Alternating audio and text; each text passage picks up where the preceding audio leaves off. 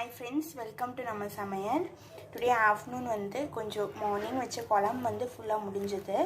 சரி நம்ம கத்திரிக்காய் இருந்தனால கிரேவி மாதிரி பண்ணலாம் அப்படின்னு சொல்லிட்டு நானும் வந்து நீல வாக்கில் கட் பண்ணி வச்சுருந்தேன். இந்த மாதிரி நல்லா அறுத்து வச்சுக்கோ. வெங்காயம், கருவேப்பிலை, பச்சை மிளகா, கத்திரிக்காய் வந்து நீல வாக்கில் அரிஞ்சு வச்சுருக்கேன், தக்காளி இதெல்லாம் போட்டு நம்ம எப்படி பண்ணுறதுன்னு பார்க்கலாம். தேவையான அளவு வந்து எண்ணெய் ஊற்றிக்கோங்க. நம்ம காய் வணக்கிறது வந்து இப்படி நல்லா புளிஞ்சு போட்டலாம். நல்லா இப்படி கொஞ்சம் வந்து கிரேவிக்கு கத்திரிக்காய் வந்து நல்லா வணக்கி எடுத்துக்கலாம்.